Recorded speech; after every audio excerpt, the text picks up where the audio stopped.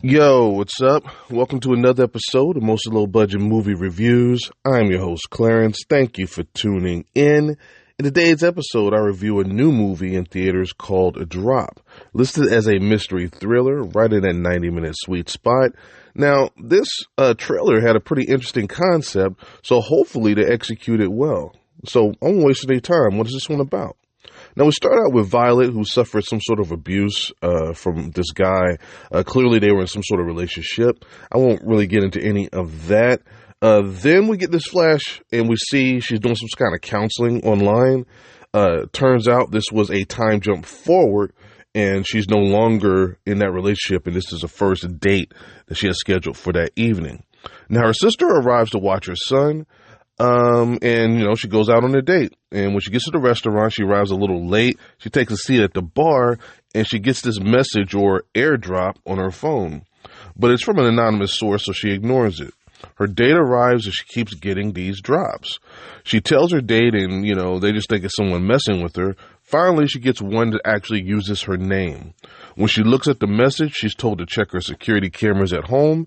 She does, and she sees a masked man with a gun. She's further instructed not to tell anyone, including her date.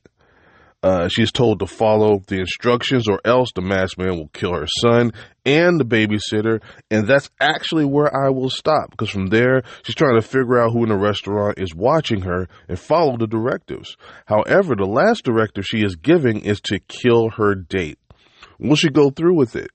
And will she find out who's responsible? And maybe she could stop him. So what did the pros think? They came in at an 83% on 173 reviews on the Rotten scale, with the audience at an 80% on over 500 ratings. Another one of those rare ones where the actual audience and the pros agree. But what did I think? Let's start with the positives. Now, this is a tight script with great pacing. Once they get to the restaurant, they do an excellent job of not wasting any time. There isn't much fluff before we get to the mystery of these drops. They do keep us on the edge wondering exactly what is it they want from her. There are a couple of things she has to do, and it is a challenge for her to figure out how she's going to accomplish these things, all while looking around trying to see who it is. They use this technique where they focus on various people that it could be, and with everyone on their phones, it's kind of hard to decipher who is sending these drops. The tension with her trying to get these things done without her date like catching her, that part's very well done. The rest of the story is pretty straightforward for the most part, including who it was, and that's where my negatives actually start. And because I'm a veteran, maybe it's just for people like me, spoiler free, I won't pinpoint anything, but there are two scenes that give the whole thing away, if you're really paying attention. There's one where I was thinking, why did they show us that, and why was that some sort of focus? Why would they put that there? So I made a mental note of that scene, and I was thinking that individual was involved. Then there was this interaction at the restaurant that also felt a bit off. And then they tried this really misdirection thing, but they pointed way too hard at this one person, which means clearly it's not them. So then it made me think back, okay, so they did these other two things in passing, and now they're forcing us to point at this guy. And they pointed at a couple other guys, but they really honed in on this other guy. So again, maybe it's just people like me, but there really wasn't much mystery as to who was involved. So the only thing I had left was the why part. And plots like this, it's pretty standard as far as the why part. Then they did this stuff at the end to keep things going, which, let me just rant for a little bit. I'm really tired of people that are clearly trained not making sure people are dead. I don't understand that. Are they trying to conserve the bullets or something? I mean, I'm just saying, if I'm going to kill somebody and I'm standing over them point blank, why not just pump 3 or 4 bullets in them or shoot them in the head? Makes no sense to me to shoot in a non-lethal area, then turn and walk away as a professional killer.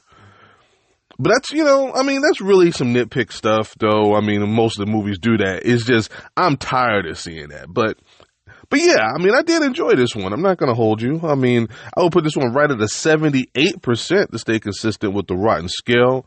Yeah, this one was pretty good. I don't have, again, unlike, except for the keep the thing going as far as the action parts of it, that is what it is. But, and I did mention earlier, there was a bit of comedy sprinkled in there too. So, you do chuckle a little bit with the waiter and some of the interactions they have there. So, I mean, this one's pretty solid. I mean, it's not, over 80% solid, but no, it's close. Had they maybe camouflaged who was doing it a little bit better, it would have scored a little bit higher for me. But otherwise, yeah, I'd say it's a must-see mystery thriller if you're into these kinds of movies. And it wouldn't be a bad date movie, I don't think, because it's not like a lot of violence or anything like that. It's just cool when you have someone else there and you guys are kind of discussing and trying to figure out who's the killer or who did what. It's kind of a fun thing to do. But anyway, with that being said, I'll close it out right here. If this is your first time, don't make it your last. This has been a Podbean production, mostly low-budget movie reviews with Clarence. Thank you for the support. I appreciate it. Thank you for tuning in. Don't forget, I do have the YouTube channel going now, Low Budget Movie Reviews with Clarence, so definitely go over there and check me out. I do things over there that you're not going to find here. I actually got a couple of videos already mapped out and planned that I plan to do here that you won't find there. So yeah, definitely go check that out. Of course, again, I'm up on all streaming platforms. Wherever you listen to your podcast or your music, you will most likely find me there as well. Again, I appreciate you guys, and I'll see you next time. Peace.